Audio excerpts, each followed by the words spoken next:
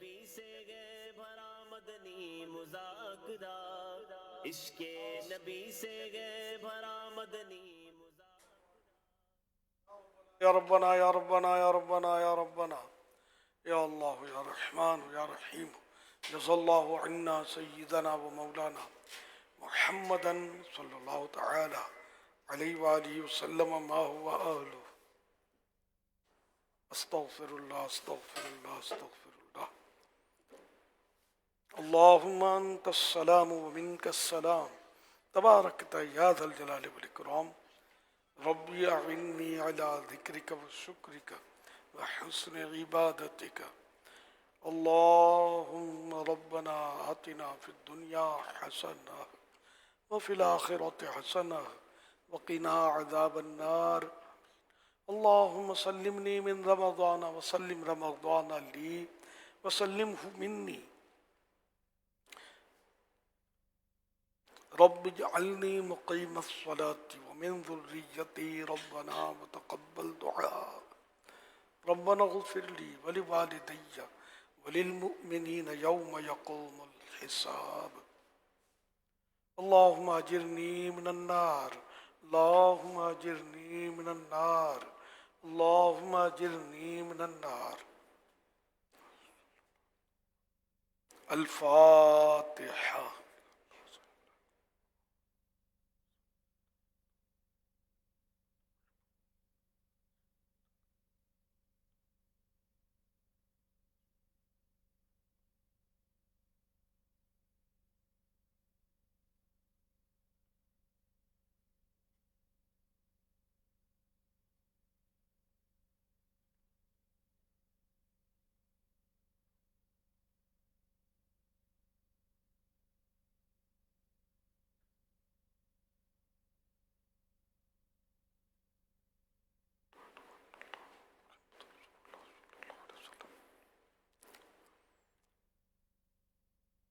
قال اللہ تعالی فی شان حبیبہ ان اللہ وملائکتہ یصلون علی النبی یا ایہا الذین آمنوا صلوا علیہ وسلموا تسلیما صلی اللہ علی النبی الأمی وآلہ صلی اللہ علیہ وسلم صلاۃ و سلاما علیک یا سیدی یا سیدی یا سیدی یا مکی یا مدنی یا عربی یا قرشی یا ہاشمی یا مطلبی یا رسول اللہ سبحان ربک رب العزت عما یصفون وسلام علی المرسلین والحمد للہ رب العالمین لا الہ الا اللہ محمد الرسول اللہ صلی اللہ علیہ وآلہ وسلم سلسلہ مدنی مذاکرہ، عطار کی علمی ضیا مدنی مذاکرہ،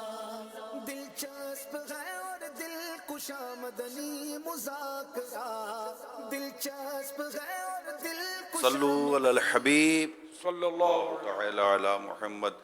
نماز مغرب کے انتظار کی نیت کر لیجئے، انشاءاللہ ثواب ملے گا کہ نماز کا انتظار کرنے والا ایسا جیسے وہ نماز میں ہے۔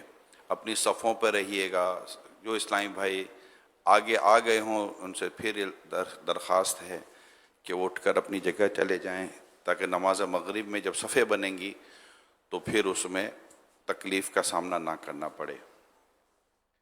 جو اسلامی بھائی آگے آ گئے ہوں پلیز وہ بھی اپنی اپنی جگہ پر واپس چلے جائیے، پیچھے کی طرف چلے جائیے۔ صلو علی الحبیب صلی اللہ علیہ وسلم۔ حضرت سیدنا عمر بن عبدالعزیز رحمۃ اللہ تعالی علیہ یہ زبردست مسلمانوں کے خلیفہ گزرے ہیں۔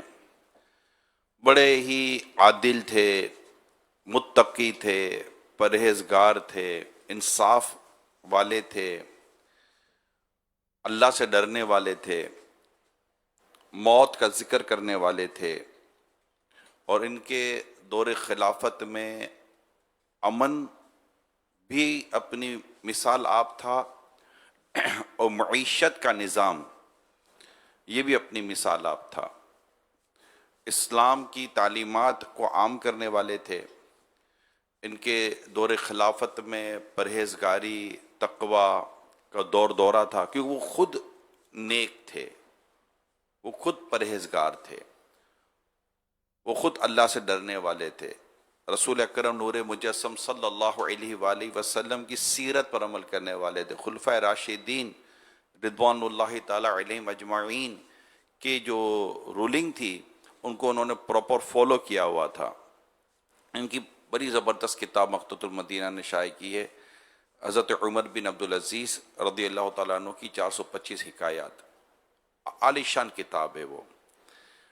اب ان کا یہ جو دور خلافت گزرا تو اس میں عدل تھا، انصاف تھا، نیکی، تقوی، پرہیزگاری، کسی کو بھی کرپشن کرنے کے یہ کہیں بھی کوئی گنجائش نہیں تھی کہ کوئی کرپشن کر سکے، کوئی بدعنوانی کر سکے، کوئی ظلم کر سکے، کوئی لوٹ مار کر سکے، کوئی جائیدادوں کو قبضہ کر سکے، نتھنگ، بلکہ ریکوری ٹھیک ٹھاک تھی۔ اور یہی وجہ ہوتی ہے کہ امن پیدا ہو جاتا ہے اور آپ اکنومیکلی سٹرونگ ہو جاتے ہیں۔ کسی بھی ریاست کے یہ دو مین پلر ہوتے ہیں، پیس اینڈ اکنامکس، یہ دو مین پلر ہوتے ہیں۔ اگر آپ کو امن مل جائے اور آپ کی معیشت اچھی ہو جائے تو دنیا میں لوگ اسی ملک کی طرف ٹریول کر رہے ہوتے ہیں جہاں پر ان کو لگتا ہے کہ یار یہاں پر سیفٹی بھی ہے اور سیکیورٹی بھی ہے اور یہاں پر ہمیں مطلب کہ معاشی طور پر ہم خوشحال ہو جائیں گے، تو یہ لوگ موو کر جاتے ہیں۔ سیدنا عمر بن عبدالعزیز رضی اللہ تعالی عنہ کے جو دور خلافت تھا اس میں یہ چیزیں اپنی بالکل پیک پر تھیں، اتنی زبردست ان کی رولنگ چل رہی تھی۔ اب ظاہر ہے کہ جب اتنی خوبصورت رولنگ آپ کریں گے تو جن کے مفادات خراب ہو رہے ہیں، جن کے مفادات یا جن کی جو غرض تھی، جنہیں بےمانی کرنی ہوتی تھی، جنہیں لوٹ مار کرنی ہوتی تھی، جنہیں ظلم و ستم کرنا ہوتا تھا، تو ان کی تو مطلب کہ وہ دکان بند ہو جاتی ہے۔ اب جو کتابوں میں لکھا ہے وہ یہ ہے کہ ان سے جب بھی بات کی جاتی ہے تو عمر بن عبدالعزیز رضی اللہ تعالی عنہ کو اس چیز کے لیے وہ تیار نہیں کر پاتے تھے، کیسے تیار کریں گے؟ آخر کار انہوں نے راستہ یہ نکالا کہ حضرت عمر بن عبدالعزیز رضی اللہ تعالیٰ عنہ کے جو غلام تھے جو ان کو کھانا وغیرہ بنا کر پیش کرتے تھے اس کو خرید لیا گیا اور اس سے کہا گیا کہ تم نے ان کے کھانے میں زہر دینا ہے، اور اس نے وہ کر لیا، اور آپ کا جب کھانا تیار ہوا تو اس کھانے میں اس نے زہر ملا دیا اور وہ زہر والا کھانا آپ کھا بھی چکے۔ اس کے بعد آپ ہو گئے بیمار۔ جب آپ بیمار ہوئے تو علاج شروع ہوا تو جو طبیب تھے، ڈاکٹرز تھے اس ٹائم جو، انہوں نے جب آپ کا ٹریٹمنٹ کیا تو یہ آج کل تو نہیں ہوتا جیسے لیبورٹری ٹیسٹ ہے، وہ اس ٹائم کی طب اپنی جگہ پر تھی اور ڈائگنوز ہو گیا، تو انہوں نے کہا کہ یہ آپ کو زہر دیا گیا حضور، اور زہر آپ کے جسم میں سرایت کر گیا ہے۔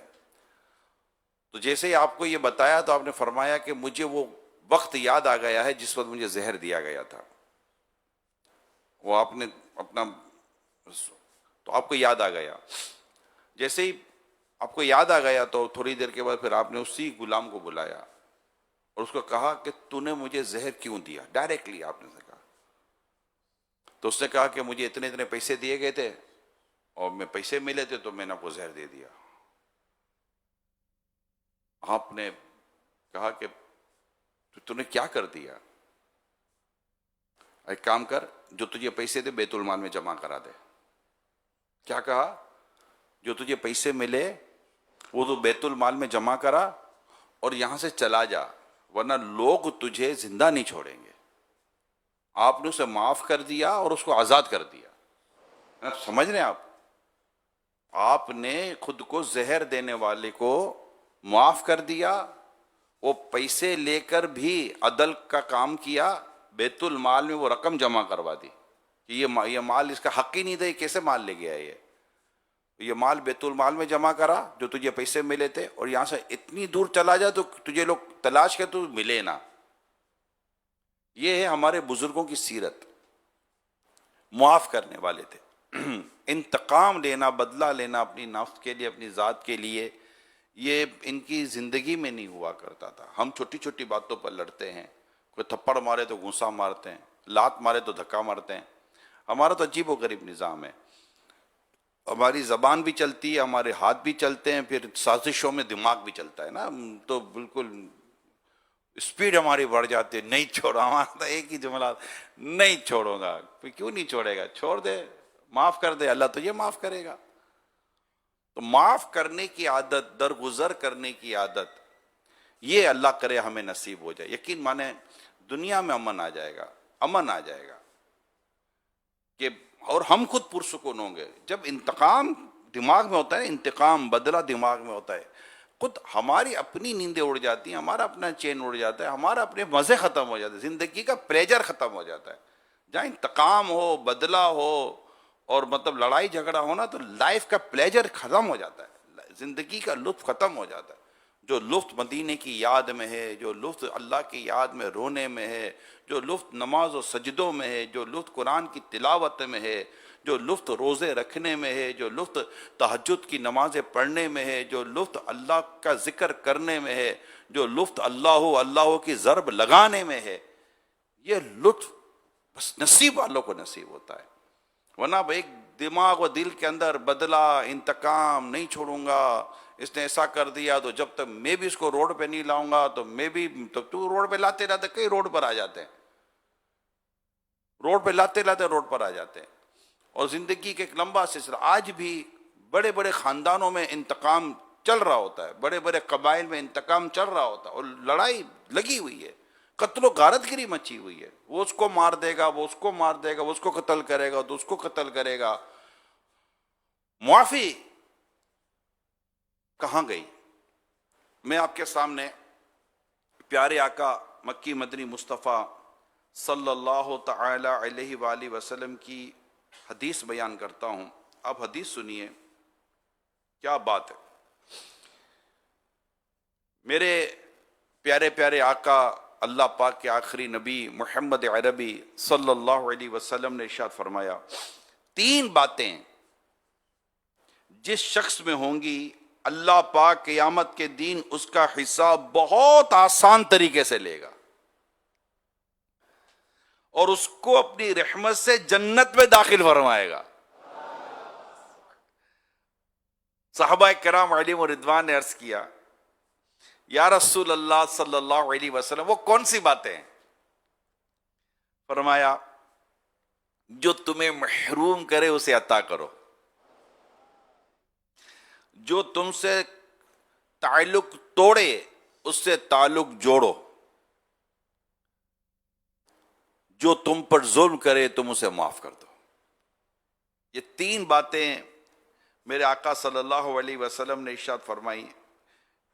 ایک اور حدیث سنیے، جس سے یہ پسند ہو کہ اس کے لیے جنت میں محل بنایا جائے اور اس کے درجات بلند کیے جائیں، اسے چاہیے کہ جو اس پر ظلم کرے یہ اسے معاف کرے. اور فرمایا، جو اسے محروم کرے یہ اسے عطا کرے، اور جو اس سے قطع تعلق کرے، تعلق توڑے، یہ اس سے ناتا جوڑے، تعلق جوڑ لے. یہ روایتیں جو میں آپ کو بیان کر رہا ہوں، یہ امیر علیہ سنت کی کتاب ہے غیبت کی تباہ کاریاں. اس کے آخر میں ایک رسالہ ہے عفو درگزر کی فضیلت. کمال کا رسالہ ہے، کمال کا رسالہ ہے. اس کو ایک بار اس رسالے کو ضرور پڑھ لیں، کتاب ہی پوری پڑھنی چاہیے. کوئی اس پہ مسلمانوں کی عزت کو بڑی خوبصورتی کے ساتھ بیان کیا گیا ہے. یہ جو ہم بات بار پر غیبت کرتے ہیں، چگلیاں کرتے ہیں، تہمتیں لگاتے ہیں، بہتان لگاتے ہیں، الزام تراشیاں کرتے ہیں، کوئی نہ گواہ، نہ کوئی ثبوت، نہ کوئی شرعی اجازت. بعض اوقات گواہ اور ثبوت ہو پھر بھی بات کرنے کی شرعی اجازت کا بھی تو کوئی مسئلہ ہے یا نہیں ہے. تو اللہ پاک ہم سب کو اس کتاب کے پڑھنے کی بھی توفیق عطا فرمائے، اور اللہ پاک ہم سب کو معاف کرنے کی عادت عطا فرمائے. کیا بات ہے مدینے کی. صلو علی الحبیب صلی اللہ تعالی علی محمد. توبوا الی اللہ. صلو علی الحبیب صلی اللہ تعالی علی محمد.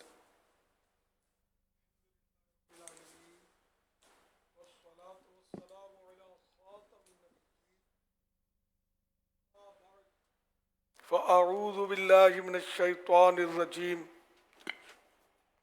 بسم اللہ الرحمن الرحیم الصلاۃ والسلام علیک یا رسول اللہ وعلی آلک واصحابک یا حبیب اللہ.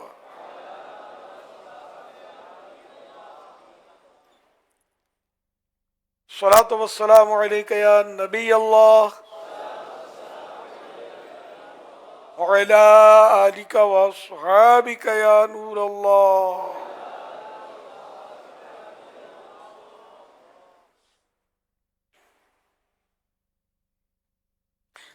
نویت سنت الاعتکاف.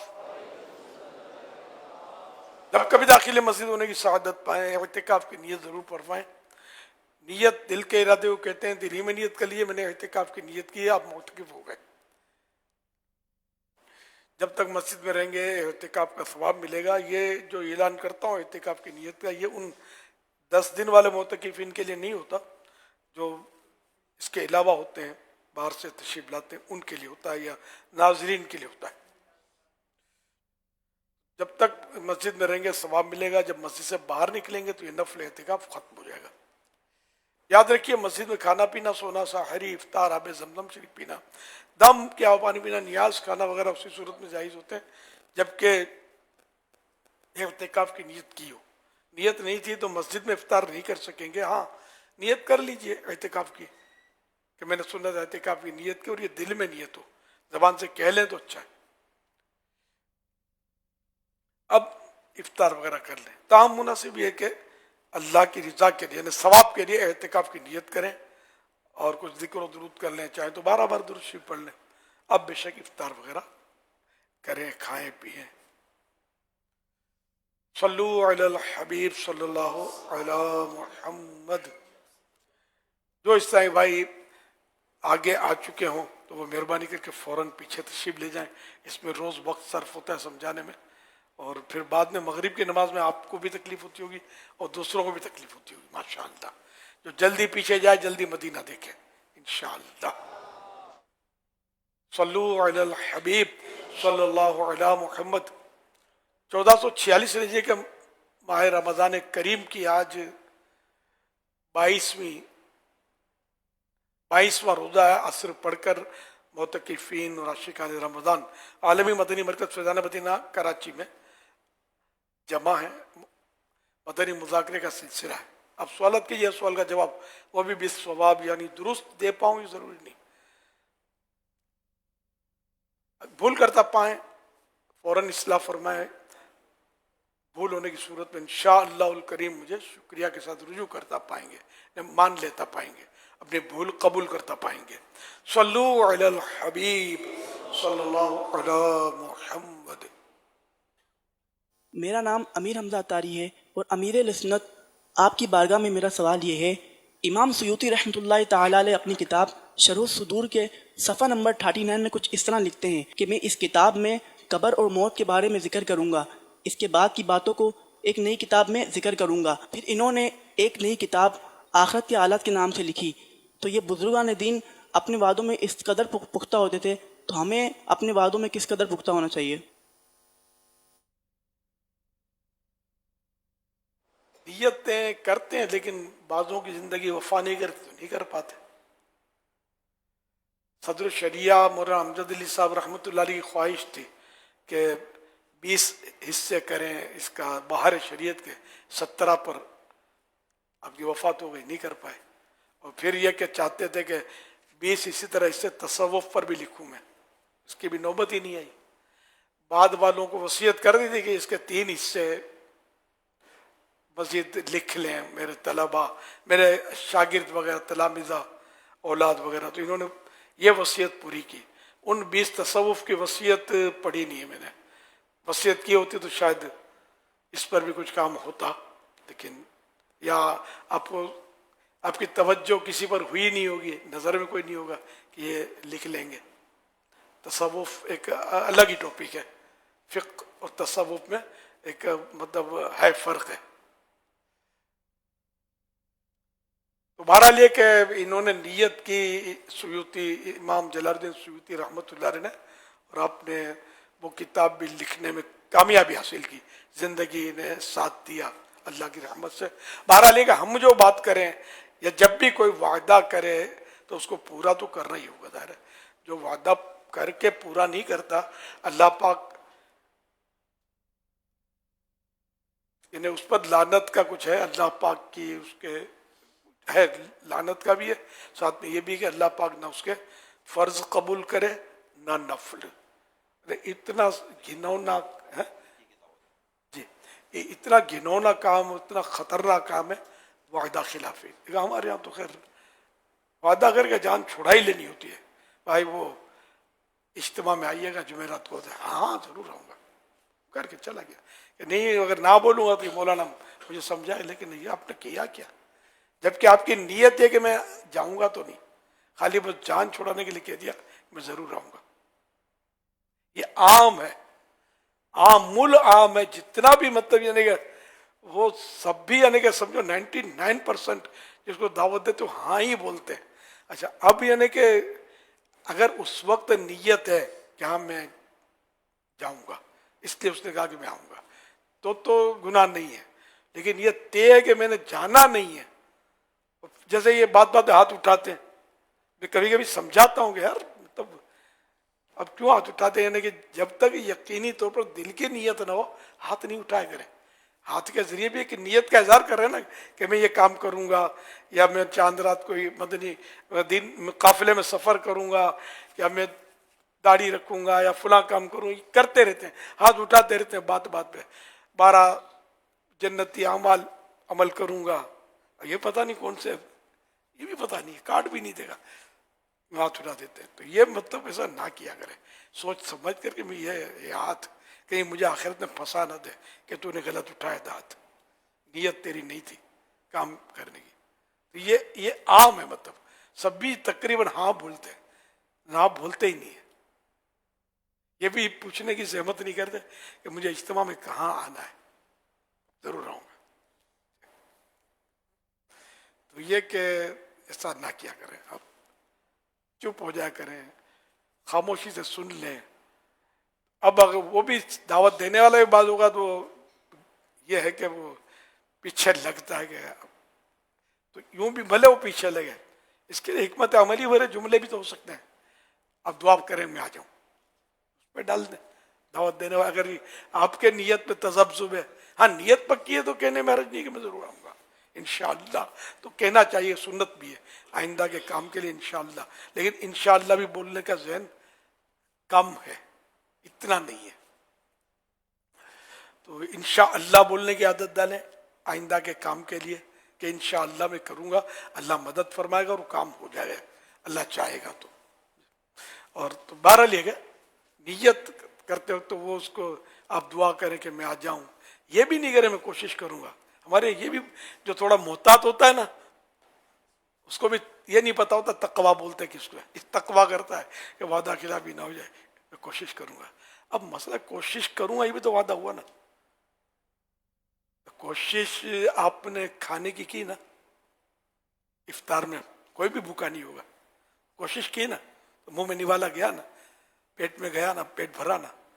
تو کوشش کرنے کی نیت تو ہی کہ میں کوشش کروں گا، کوشش کرنے کے نیت بھی جھوٹ ہو گیا. غور آپ شاید میری بات سمجھ گئے ہوں.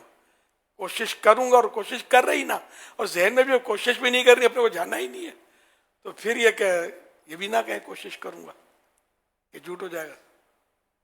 ورنہ کوشش کریں، اور کوشش کرتا ہے وہ پا لیتا ہے. من جدہ وجدہ، کہ جس نے کوشش کی اس نے پا لیا.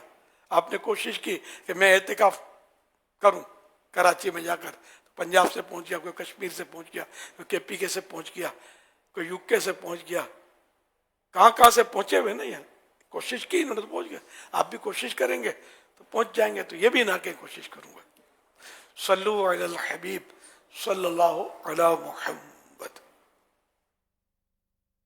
یا سیدی آپ سے ایک سوال عرض ہے کہ سحری کے اندر عموماً مساجد، جیسے ہمارا ایریا ہے، مساجد سے اعلان ہوتا ہے کہ سحری کا ٹائم ختم ہوا، سحری کا ٹائم ختم ہوا، سائرن بجایا جاتا ہے، جبکہ 3 منٹ اور بعض اوقات 4 منٹ بھی باقی ہوتے ہیں.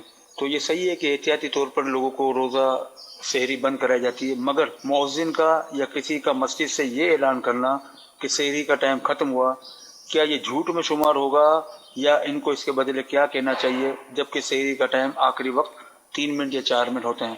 برائے کرم رہنمائی فرمائیے۔ یہ وہ جھوٹ نہیں ہے جو گناہ والا جھوٹ ہوتا ہے۔ البتہ ہمارے یہاں محتاط جملہ ہم نے سکھایا ہوا ہے، سحری کا وقت ختم ہو رہا ہے، اس میں عافیت، لیکن اس میں بھی بعض لوگ ختم ہو رہا ہے، اس کا مطلب ختم نہیں ہوا، ہوشیاری کر کے منڈا جاتے ہوں گے، ٹائم کے بعد پانی شاید پی لیتے ہوں گے تو ختم ہو گیا ہے۔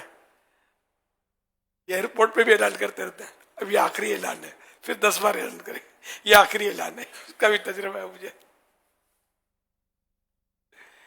ہمارا لے کے یہ 1-2 منٹ پہلے اعلان کرتے ہیں کہ ختم ہو گیا، ختم ہو گیا، حرج نہیں، اس میں گناہ نہیں ہے۔ جیسے گھڑی کا آپ ٹائم پوچھتے ہیں ہمارے کتنے بجے ہیں، 4:18، میری گھڑی میں 4:18 اور یہ 17 سیکنڈ۔ اب 17 سیکنڈ بولوں، اس میں 1-2 سیکنڈ آگے بڑھ گئی ہوگی، یہ جھوٹ ہوا یا نہیں ہوا؟ تو یہ کہ 2-4 منٹ کا فرق، مطلب اب 4:18 تو میں یہ بول دوں 4:15 ہو چکے ہیں یا 4:15 بجے، تو بھی چلے مدینے کے ٹائم میں اس وقت۔ تو یوں 2-3 منٹ، ورنہ اب آدمی بولے کہ اتنے منٹ اتنے سیکنڈ، اور بولتے بولتے 2-4 سیکنڈ پھر بولے میں 2 سیکنڈ اوپر ہو گیا تو 2 سیکنڈ اور بھاگ گئی گھڑی، یہ تو مسئلہ ہو جائے گا۔ صلو علی الحبیب صلی اللہ علی محمد۔ سوشل میڈیا پر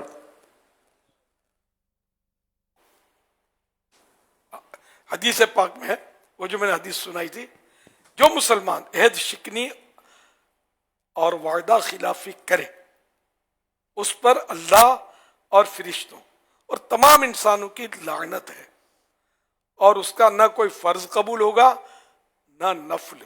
حوالہ بخاری جلد 2 صفحہ 370، حدیث نمبر 3179، یہ بخاری شریف کی حدیث۔ جو وعدہ کرے، پکی بات کرے کہ بس میں آؤں گا، میں یہ کروں گا، میں آپ سے ضرور ملوں گا، اور بس وہی کہ اس وقت یہ نیت ہو کہ میں ملوں گا، پھر نیت بدل گئی اور نہ جا سکا یا نہ گیا، نیت بدل گئی، تو یہ وعدہ خلافی نہیں ہوگی۔ اور ویسے جانا چاہیے، جو کہا وہ پورا کرنا، لوگوں کو بدگمانی ہوگی کہ اس نے وعدہ خلافی کی، لیکن شرعاً وہ وعدہ خلافی نہیں ہوگی، بعد میں ارادہ بدلنے کی وجہ سے۔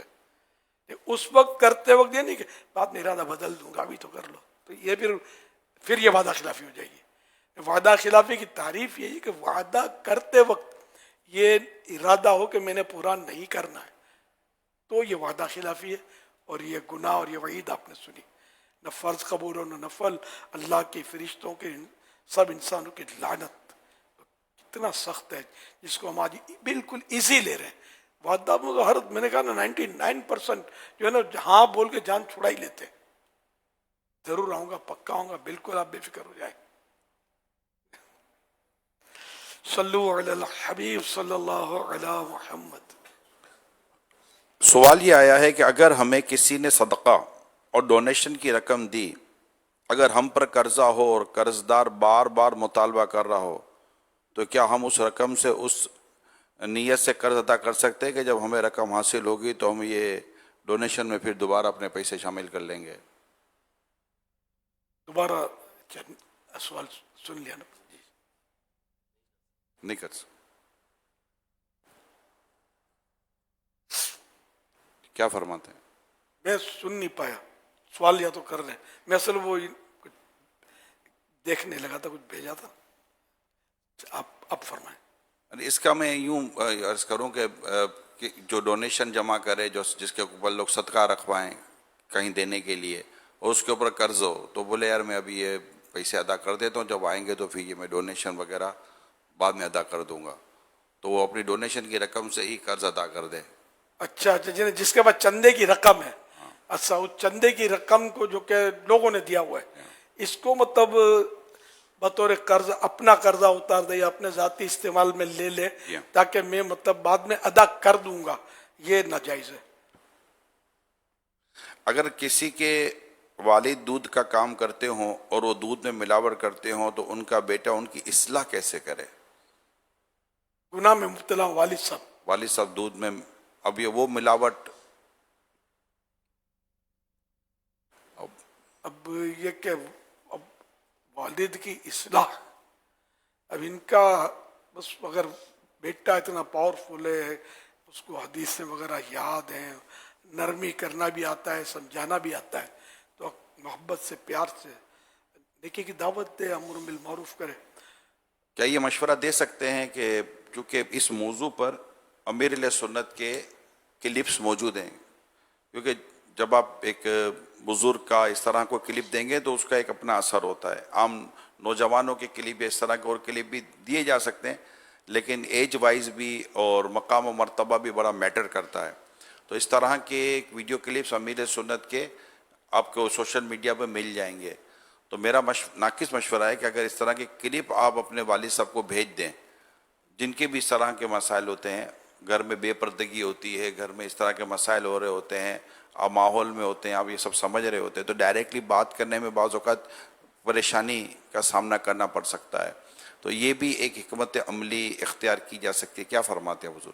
ہاں ظاہر ہے کہ حکمت عملی سے ہوتا ہے، مطلب اور آپ جس طرح سمجھائیں گے اور ایک تجربہ کار آدمی سمجھائے گا، اس کے الفاظ، ان کا انداز، پھر روایات، آیات، حکایات جو بھی ہیں وہ اس میں بھی ہوتی ہیں، تو اس طرح فرق پڑتا ہے. مجھے ماضی کا ایک واقعہ یاد کر رہا تھا، بہت پرانا واقعہ کہ ایک اسلامی بھائی نے مجھے کچھ غالباً بتایا تھا، اسی نے لیٹر میں لکھا تھا کہ میں آپ کا آڈیو کیسٹ، میرے اس وقت آڈیو کیسٹ ہوتے تھا، اب نہیں ہوتے، آڈیو تو دیکھی بھی نہیں ہوگی نیو جنریشن شاید.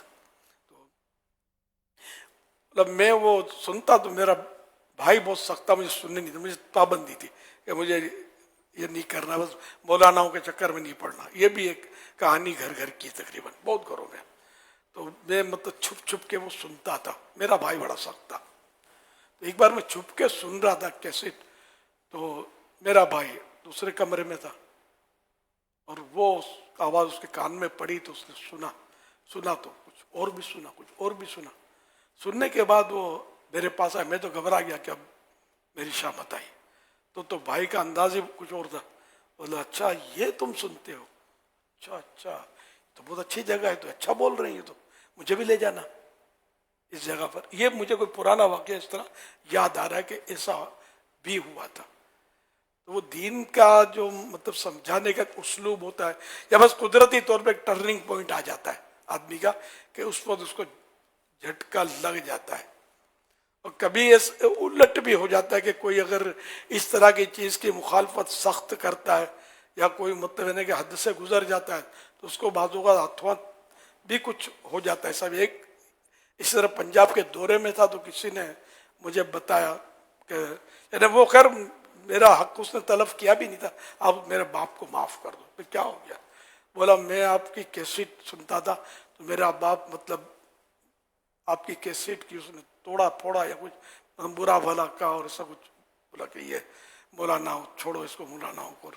یہ جیسے کہ میں نے کہا گھر گھر کی کہانی ہے. میرے باپ کو فالج گر گیا. اب فوراً گرا یا کچھ دیر کے بعد گرا یا کچھ دن کے بعد گرا یہ میں بھول گیا ہوں.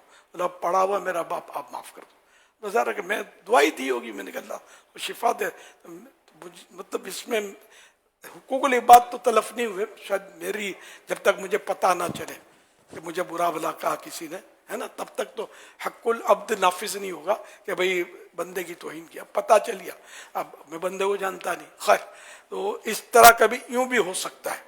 اچھا اب بھی کسی کو ہوا تو بعض اوقات یہ بہت اچھا ہوتا ہے کہ بندہ توبہ کر لیتا ہے، اس سے ڈر کے توبہ کر لیتا ہے، معافی مانگ لیتا ہے، اور اپنی آخرت کی فکر اس کو آ جاتی ہے کہ یار یہ میں نے کیا کیا.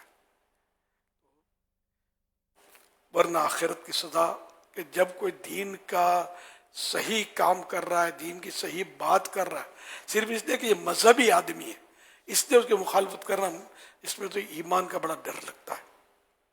شریعت کی توہین، شریعت کی کتاب کی توہین، شریعت کا بیان جو کہ قرآن و حدیث کی بالکل مطابق ہو، اس کی توہین. یہ جہاں بھی شریعت کی، اسلام کی توہین پائی جائے گی، اللہ اور رسول کے فرمان کی توہین پائی جائے گی، تو یہ سب کفر ہوتے ہیں. لیکن لوگ اس کو سمجھتے نہیں، کیا کیا کیا کیا مطلب بولے جا رہے ہوتے ہیں. ایک تو ہے کہ کوئی وجہ ہو کہ بھئی یہ فرد جو ہے میں اس کا مخالف، ایک چٹکلا مجھے یاد آیا بہت پرانا کہ کوئی نعت خوان تھا, اس سے کچھ یعنی کہ ایک جگہ وہ نعت خوانی ہو رہی تھی تو وہ نعت کے لیے اٹھا تو کوئی اکا دکا کوئی آدمی جو اس سے ناراض تھے وہ اٹھ کر چل گئے.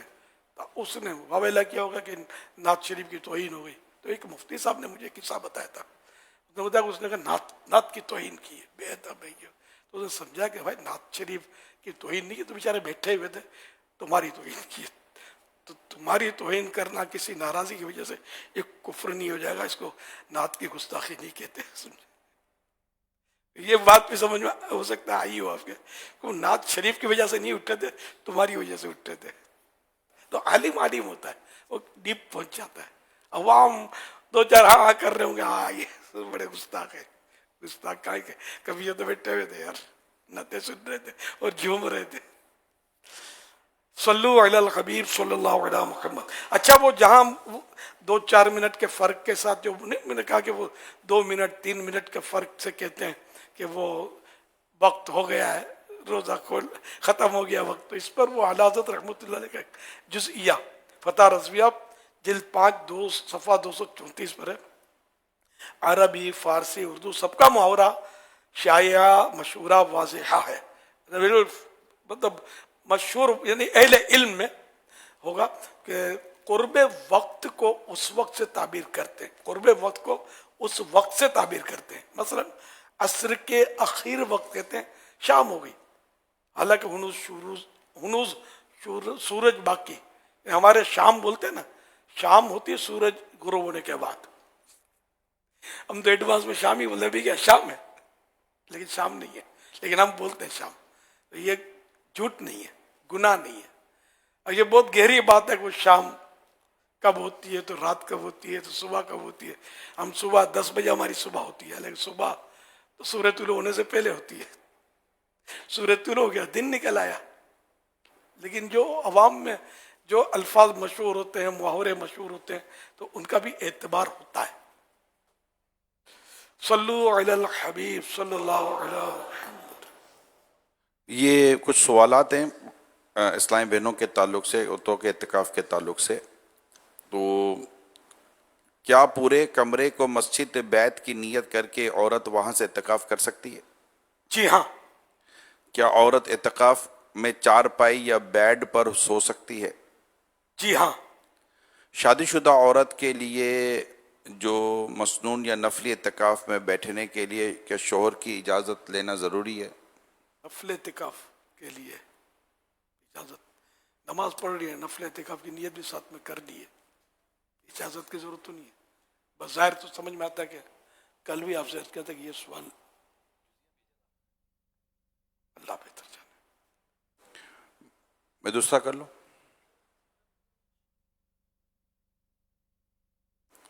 جی. اعتکاف میں عورت کسی کو سوال کا جواب دے سکتی ہے اپنی مسجد بیت میں سے ہی؟ جی ہاں. اگر اعتکاف کے دوران عورت کے لیے اس کے مخصوص ایام شروع ہو جائیں تو کیا حکم ہے؟ اعتکاف ختم ہو جائے, جی ہاں, پاک ہونے کے بعد اعتکاف ختم ہو جائے گا, اس کا اعتکاف ختم ہو جائے گا. پاک ہونے کے بعد 1 دن 1 رات کا اعتکاف روزے کے ساتھ بطور قضا کرنا ہوگا. کیا عورتیں یہ یعنی اس کا طریقہ یہ ہوگا کہ جیسے غروب آفتاب کے وقت اپنی مسجد بیت میں عورت اعتکاف قضا کی نیت سے ہو, اور اب سورج ڈوب گیا, اب رات بھی وہیں گزارے, دن کو روزہ رکھے, پھر جب دن کو سورج ڈوبے گا, افطار کا وقت جیسے ہو جائے گا, تو اب یہ کہ اس کا یہ قضا اعتکاف پورا ہو گیا. یہ ارشاد فرمائی کہ کیا کوئی اسلامی بہن اعتکاف کی حالت میں اپنے درس نظامی کی آن لائن کلاسز لے سکتی ہیں؟ مسجد بیت کے اندر رہتے ہوئے آن لائن کلاسز لے سکتی ہیں, باہر نہیں نکلے. یہ جو جہاں انہوں نے مسجد بیت اس کمرے میں کی ہے تو اس کا جو باتھ روم ہے تو اس کا کیا حکم ہوگا اس میں نہانا دھونے کے تعلق سے؟ یہ باتھ روم جو ہے یہ مسجد بیت کا حصہ نہیں ہے, یعنی اس میں صلاحیت ہی نہیں کہ اس کو مسجد بیت کی نیت کی جائے اس پہ. تو وہ جیسے مسجد سے باہر نکلنا کہلائے گا. تو شرعی حاجت یا طبعی حاجت اس کی پھر تفصیل ہے, اس کے لیے باہر نکل سکتی ہے. تو اب جیسے فرض غسل کے لیے باتھ روم میں جا سکتی ہے, جمعے کا غسل باتھ روم میں جا کے نہیں کر سکتی, اندر ہی انتظام کر لے. کیونکہ اس کا حکم جو ہے نا جو مسجد جیسے یہاں معتکف جمع ہے ہزاروں, یہاں بھی غسل ممکن ہے مگر وہ عام آدمی نہیں کر سکتا. بہت بڑا عالم یا عالم ہو اور محتاط ہو وہ کر سکتا ہے, کہ جیسے بہت سارے بلینکٹ اور یہ ٹب اور یہ رکھ لے اور اس میں مطلب یوں غسل کرے کہ ایک چینٹا بھی فرش مسجد کے باہر نہ ٹپکے, نہ گرے, نہ پانی بہے, نہ گندگی ہو. تو ایسی صورت میں مسجد میں غسل کر سکتا ہے, یہ لکھا ہوا ہے کتابوں میں. لیکن یہ کہ اس کی ترغیب ہم دے ہی نہیں سکتے. بات پر بات نکلی تو عرض کیا کہ اس میں تو پھر مسجد میں پانی بہ رہا ہوگا, وہ ہنگامہ کھڑا ہو جائے گا. تو اس لیے وہ باہر اس کے لیے جا سکتا ہے, شریعت نے اجازت دی ہے کہ مسجد میں نہیں کر سکتا تو باہر جا سکتا. تو مسجد میں کرنا یہ آسان نہیں ہے, دشوار ترین, کوئی کرنے بھی نہیں دے گا, عوام لڑائی کر دیں گے. تو بہرحال یہ کہ عورت بھی مسجد بیت کا چونکہ حکم نہیں ہے, وہ تو مسجد بیت میں ٹب میں غسل کر لے, ضرورت ہے ویسے ٹھنڈک لینے کے لیے, یا جمعے کا غسل کرنا ہے تو دن میں 10 بار نہ ہے, ایک بات ہے. تو اس میں اپنے مسجد بیت کا جو کمرہ اس میں نہ لے, پھر وائپر سے تھوڑا ورزش کر لے, اور کیا ترکیب بن جائے گی.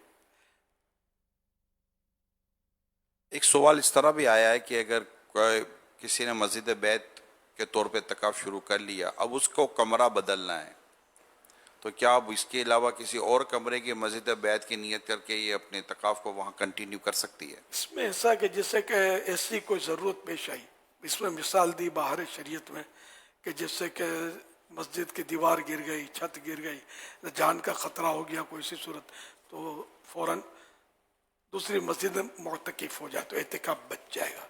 اب مسجد بیت پر اسی کو قیاس کریں گے نہیں, یہ پتہ نہیں ہے نا, اب پتہ نہیں, اس کا کچھ پڑھا نہیں اس کے بارے میں.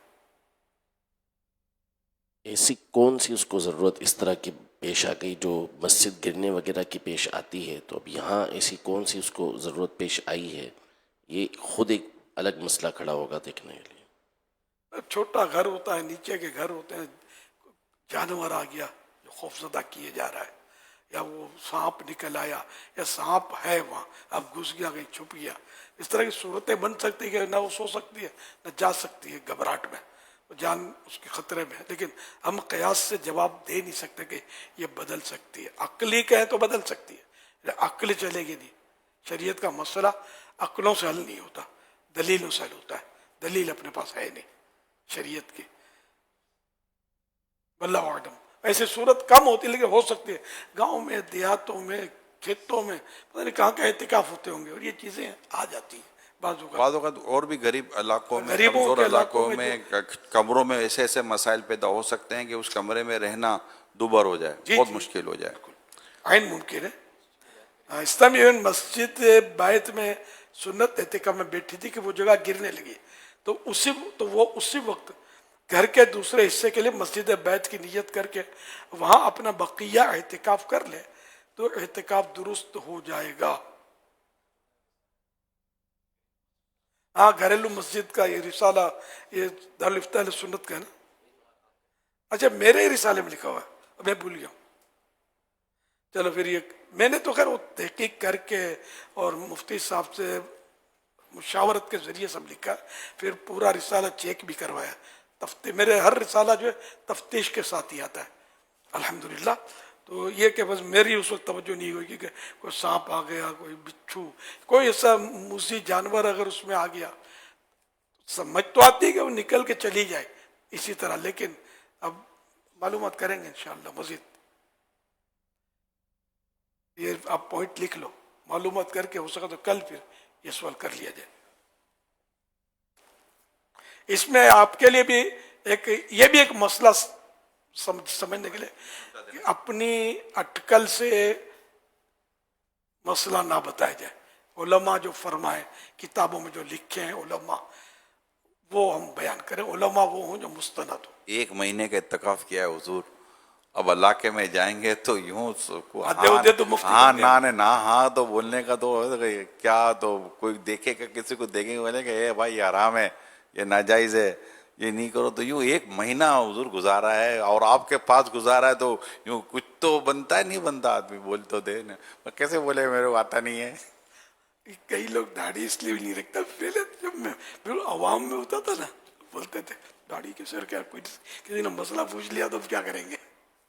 خیر میں پھر سمجھاتا رہتا تھا کہ داڑھی والے کو مسئلہ بتانا کوئی فرض تو نہیں ہوتا, کہ بتائے یا بتا, عالم بھی نہیں بتا سکتا جب تک کوئی یقینی معلومات نہ ہو.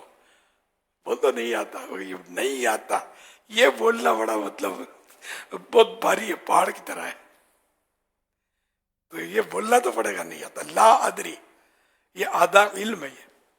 یہ حضرت علی کا قول ہے, مولا علی رضی اللہ عنہ کا قول ہے کہ اگر کوئی مسئلہ دریافت کرے تو کہہ دے لا ادری, یعنی لا ادری بنے میں نہیں جانتا, مجھے نہیں معلوم. تو یہ آدھا علم ہے. اب یہ چونکہ چنانچہ یعنی کہ میرا خیال ہے کہ یوں ہونا چاہیے, ہاں ہے تو یوں ہی, کیا میرے کو لگتا ہے کہ یوں ہے. یہ نہیں, اس طرح نہیں کرنا ہے. چپ ہو جانا, بولا علماء سے پوچھ لو, علماء سے پوچھ لو, علماء سے پوچھ لو. اس میں ایسا جواب دیتے بعض وقت, دیکھیں میں کنفرم تو ہوں, ہے تو یہی جو میں سوچ رہا ہوں, جو میرے دماغ میں آ رہا ہے, لیکن دیکھیں کچھ کہہ نہیں سکتے نا, غلطیوں سے, ہے تو ایسا ہی. یوں کر کے بھرم بھی رکھنا ہے, آپ کا بھی مان رکھنا ہے کہ بھائی حضرت نے فرمایا تھا کہ نہ بول دینا, اور اپنا بھی رہ جائے آپ کا بھی رہ جائے, یہ سب مکس کر کر کے بھی نکالنے تو ہوتا ہے نا. اب کیا کرے. اور مطلب یہ کہ ہر گھر میں ایک مفتی ایک ڈاکٹر, ہاں ڈاکٹر بھی ہوتے ہیں. یہ ٹیبلٹ کھا لو, مجھے اس سے فائدہ ہو گیا تھا, اب آپ کو فائدہ ہو گیا, اس کا کوڑنا ہو جائے گا. ہر ایک کی اپنی اپنی جسمانی کیفیت ہوتی ہے. تو اس لیے وہ علاج, کسی کے علاج میں ہاتھ ڈالنا, یہ مطلب غیر طبیب, جو ڈاکٹر نہیں ہے, طبیب نہیں ہے, اس کے لیے حرام ہے. جو جس کو دے وہ علاج بتایا جاتا ہے. اور یوں ذرا اس میں کہ میری یار عزت ہے, اتنی میری معلومات ہے, یہ ٹیبلٹ لے لو, وہ گولی کھا لو. تو میرے کو ہم جاتے اس طرف, بہت زبردست چٹکلا یاد آ گیا. مجھے کھانسی تھی اور مجھے ایک اسلامی بھائی, میں کھانسی کا شربت دے رہا تھا, تو مجھے ایک اسلامی بھائی بار بار کہہ چلے جا رہے تھے اب یہ شربت نہ لیں, اب یہ شربت لیں, یہ شربت میں نیند ہے, اور اب یہ والا لیں, اب یہ والا لیں. میں وہ شربت لیتا تھا, مجھے ڈاکٹر نے منع کر دیا تھا, اب یہ والا شربت لے جو میں دے رہا ہوں. بعد میں نے کو سمجھایا, میرے بھائی آپ کو ڈاکٹر نے وہ شربت کا جو نیند والا منع کیا تھا, اس سے شاید منع کیا ہوگا کہ آپ بکے شربت کے بھی ایسا سوتے ہو کہ آپ اٹھتے نہیں ہو, اور میری آنکھ جو ہے نا وہ دروازہ کھلنے سے کھل جاتی ہے. تو مجھے بھی کہ ڈاکٹر نے کوئی سوچ سمجھ کے شربت دیا ہوگا کہ تم یہ والا شربت بھی ہو. جب آپ ڈاکٹر ہو نہیں تو یار کیوں میرے کو دوائی کے لیے مشورہ دے رہے ہو میرے بھائی. تو پھر اس کو میں سمجھا, میں کہا آپ میں میری طبیعت میں زمین آسمان کا فرق ہے, دونوں کی آنکھ کھلنے میں فرق ہے. تو کبھی بھی اس طرح اپنی مرضی سے کسی کو دوائی کا مشورہ دینا نہیں چاہیے. اللہ پاک ہم سب کو عمل کرنے کی توفیق عطا کرے. ہم چٹکلے کبھی بتاتے ہیں علاج کے, تو میں بارہا کسی نے نوٹ کیا ہو تو کہ ویسے کو طبیب کے مشورے سے علاج کرنا چاہیے, یہ بھی بتا دیتا ہوں. چٹکلے کے اپنے پرسنل تو وضع کردہ ہے, اپنے بنائے ہوئے نہیں ہوتے, جو بھی مطلب تجربہ کار لوگ یا ڈاکٹر لوگ یا طبیب یا حکیم کے چٹکلے عام طور پہ یہ ہوتے ہیں کہ یہ نسخہ وہ نسخہ, بلڈ پریشر کا تو شوگر کا تو فلاں, کے سب کے چٹکلے ہوتے ہیں. لیکن یہ کہ طبیب کے مشورے سے کہ ایک ہی دوا, ایک ہی قہوہ, ایک کو موافق آئے گا, دوسرے کو ہو سکتا ہے موافق نہ آئے. اس لیے وہ ایک ہی ڈاکٹر بھی ایک ہی ہونا چاہیے. بار بار ڈاکٹر بدلتے ہیں نا تو پھر وہ تو ڈاکٹر وہ اتنا پاورفل علاج نہیں ہو سکتا. ایک کو طبیعت کا پتہ چل جاتا ہے, اس کو کون سی دوا چلتی ہے کون سی نہیں چلتی. صلو علی الحبیب صلی اللہ علی محمد. پیارے آقا صلی اللہ علیہ وسلم نے ارشاد فرمایا, گناہوں سے توبہ کرنے والا ایسا ہے جیسے اسے گناہ کیا ہی نہیں. اور ہمیں الحمدللہ مدنی مذاکرے میں توبہ کرنے کی بھی سعادت ملتی ہے, اور امیر سنت توبہ کروا کر ہمیں حضور سیدی غوث پاک رحمۃ اللہ تعالیٰ علیہ کا مرید بناتے ہیں. یعنی جو امیر سنت کا مرید بنتا ہے غوث پاک کا مرید بن جاتا ہے. اور ہمارے غوث پاک فرماتے ہیں کہ میرا مرید بغیر توبہ کے دنیا سے رخصت نہیں ہوگا. میں آپ سب سے درخواست کروں گا کہ امیر سنت کے مرید بن جائیں، اور امیر سنت سے درخواست کروں گا ہم سب کو بیعت کروا لیں اور توبہ بھی کروا دیں۔ بسم اللہ الرحمن الرحیم۔ الصلاۃ والسلام علیک یا رسول اللہ وعلی آلک واصحابک یا حبیب اللہ، لا الہ الا اللہ محمد الرسول اللہ صلی اللہ تعالی علیہ وآلہ وسلم۔ توبہ کرتا ہوں میں اپنے تمام پچھلے گناہوں سے، اور آئندہ اللہ اور رسول کی نافرمانی نہیں کروں گا۔ مرید ہوتا ہوں میں آپ کا، اور آپ کے ذریعے سرکار بغداد حضور غوث پاک شیخ عبد القادر جیلانی رحمت اللہ علیہ کا، اے اللہ پاک مجھے جناب غوث اعظم کے غلاموں میں قبول فرما، اور قادری رضوی سلسلے کی برکتیں نصیب فرما۔ صلاۃ والسلام علیک یا نبی اللہ وعلی آلک واصحابک یا نور اللہ۔ دعا افطار۔ الحمدللہ رب العالمین، والصلاة والسلام علی سید المرسلین، صلو علی الحبیب صلی اللہ علی محمد صلی اللہ علیہ وسلم۔ محبت نے گمایا الہی، نہ پاؤں میں اپنا پتایا الہی، محبت میں اپنی گمایا الہی، نہ پاؤں میں اپنا پتایا الہی، رہوں مست و بے خود میں تیری ولا میں، رہوں مست و بے خود میں تیری ولا میں، پلا جام ایسا پلایا الہی، پلا جام ایسا پلایا الہی، تیرے خوف سے تیرے ڈر سے ہمیشہ، تیرے خوف سے تیرے ڈر سے ہمیشہ، میں تھر تھر رہوں کانپتا یا الہی، میں تھر تھر رہوں کانپتا یا الہی، تو اپنی ولایت کی خیرات دے دے، میرے غوث کا ستایا الہی، گناہوں نے میری کمر توڑ ڈالی، میرا حشر میں ہوگا کیا یا الہی، مسلمان عطا تیری عطا سے، مسلمان عطا عطا سے ہوئی ایمان پر خاتمہ یا الہی، ہوئی ایمان پر خاتمہ یا الہی۔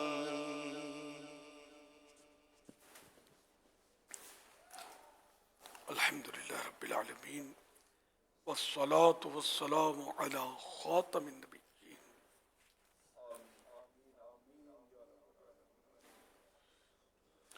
یا ارحم الراحمین، یا ارحم الراحمین، یا ارحم الراحمین، یا ربنا یا ربنا یا ربنا یا ربنا یا ربنا، یا اللہ یا رحمان یا رحیم، جزا اللہ عنا سیدنا و مولانا محمدا صلی اللہ تعالی علیہ وآلہ وسلم ما هو عہدہ۔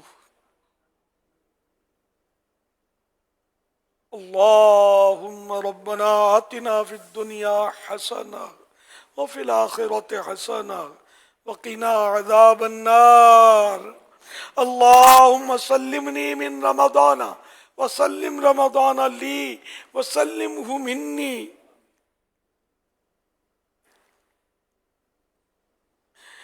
اللہم اختم لنا بخیر، اللہم اختم لنا بخیر، اللہم اختم لنا بخیر، اللہم ادخلنا جنت الفردوس بغیر حساب، اللہم ادخلنا جنت الفردوس بغیر حساب، اللہم ادخلنا جنت الفردوس بغیر حساب، اللہم اجرنی من النار، اللہم اجرنی من النار، اللہم اجرنی من النار۔ یا رب المصطفیٰ جل جلالہ صلی اللہ تعالی علیہ وآلہ وسلم، آج ہم نے 22واں روزہ رکھا، مکمل ہونے والا ہے، چند لمحے رہ گئے۔ الہ العالمین، کہیں کہیں تو سورج غروب بھی ہو گیا ہوگا۔ اے اللہ پاک ہم سب کے روزے، نمازیں، تراویح قبول فرما لے۔ اے اللہ پاک رمضان کی عبادتوں کی سعادت بخش۔ اے اللہ پاک اب تو چند روز رمضان کے باقی رہ گئے۔ الہ العالمین، ہم نے 22 دن تو غفلت میں گزار دیے، اب چند روز رہ گئے۔ اے اللہ پاک اپنی عبادت کی توفیق دے دے، نیکیاں کرنے کی توفیق دے دے، دلوں میں ہمارے نرمی آ جائے، سختیاں جاتی رہیں، عبادت میں دل لگے، سجدوں کی لذت ملے۔ اے اللہ پاک روزوں کی لذت بھی ملے، قرآن کریم کی تلاوت کی لذت نصیب ہو جائے۔ الہی ہمارے حال پر رحم کر دے۔ اے اللہ پاک ہماری بے حساب مغفرت فرما دے۔ اے اللہ پاک جہنم سے آزادی کا عشرہ ہے، ہم سب کو جہنم سے آزاد کر دے۔ بے سبب بخش دینا پوچھ بے سبب بخش دے نہ پوچھ نام غفار ہے تیرا یا رب، کس کے در پر میں جاؤں گا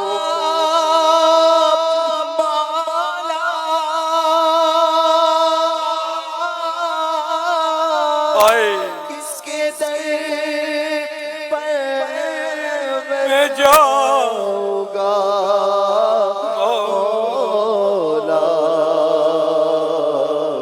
کر تو ناراض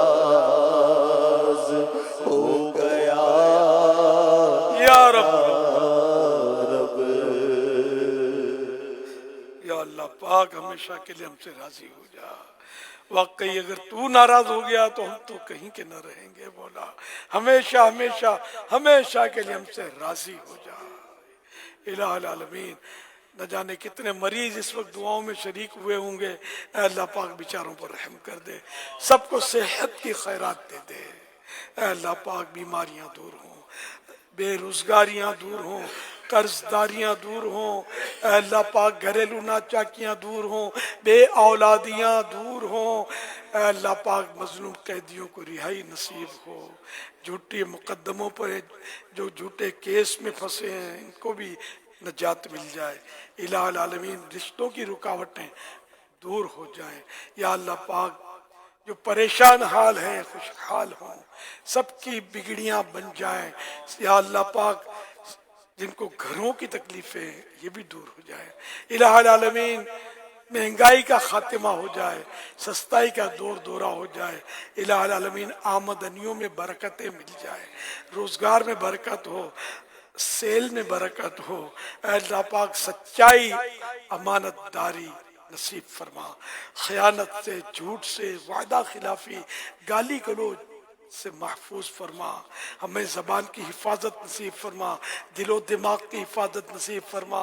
یا اللہ پاک رواں رواں تیرا فرما بردار بن جائے, ہم غلطیاں نہ کریں, کوتاہیاں نہ کریں, نافرمانیاں نہ کریں. اے اللہ پاک تیرے احکام پر عمل کریں, تیرے پیارے حبیب صلی اللہ علیہ وسلم کے حکموں پر عمل کریں. اے اللہ پاک ہم کو حج نصیب فرما. صلو علی الحبیب صلی اللہ علی محمد. عاشقان رسول متوجہ ہو, کراچی میں افطار کا وقت ہو چکا ہے. کراچی میں افطار کا وقت ہو چکا ہے. کراچی میں افطار کا وقت ہو چکا ہے.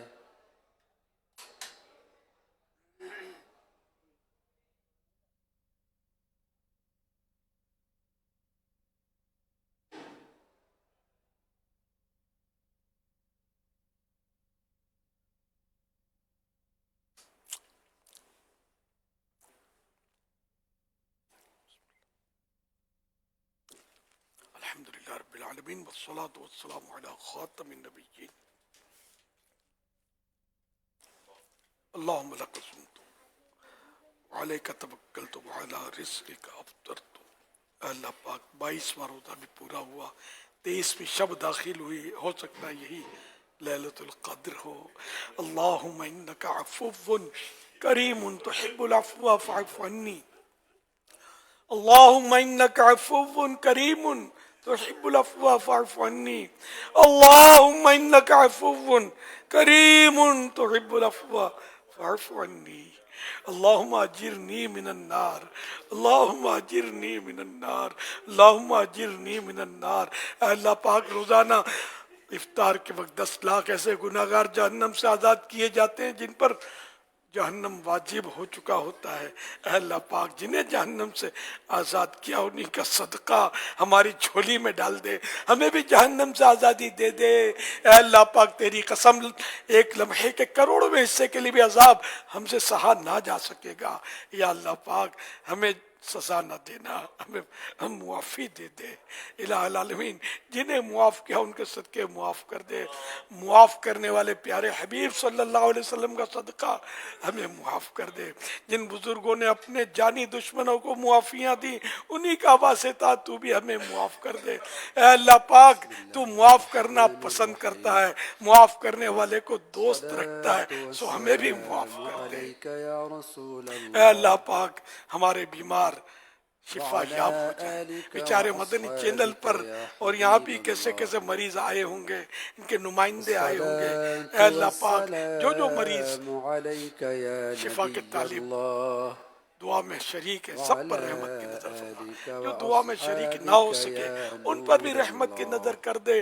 سب کا بیڑا پار کر دے, سب کو شفائیں دے دے, صحتیں دے دے, راحت و عافیت نصیب فرما. کا احترام کرتے ہوئے گفتگو اور بخش بے حساب کے ہیں بے شمار جرم, دیتا ہوں واسطہ تجھے شاہ حجاز کا. اللہ اکبر اللہ اکبر اللہ اکبر اللہ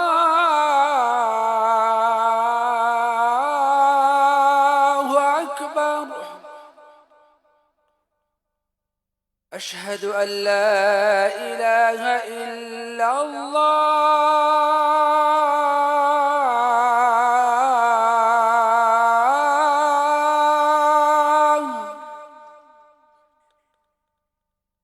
أشهد أن لا إله إلا الله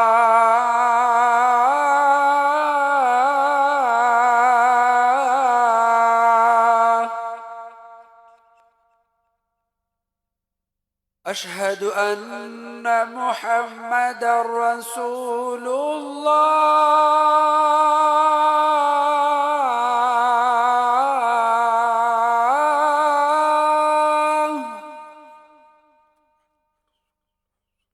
أشهد أن محمد رسول الله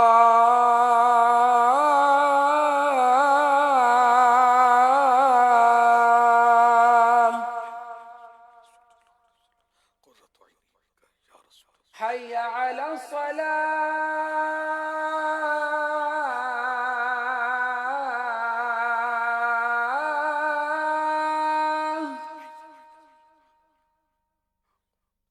حي على الصلاة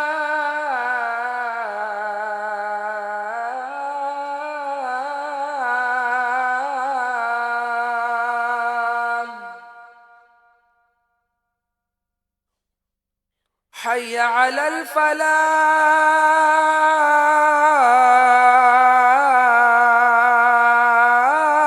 الفلاح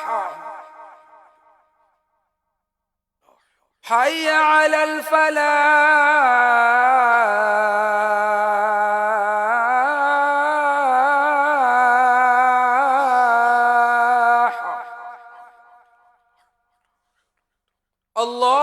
الله أكبر الله أكبر لا إله إلا الله الصلاة والسلام عليك يا رسول الله وعلى آلك وأصحابك يا حبيب الله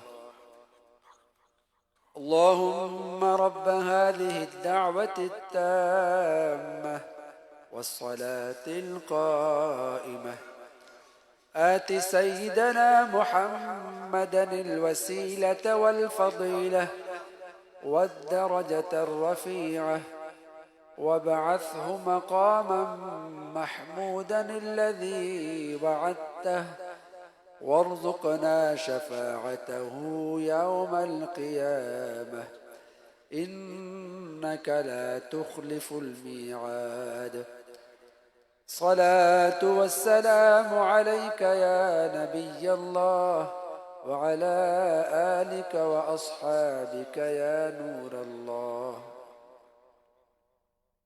مغفرت کی بشارت، نبی رحمت، شفیع امت، شہنشاہ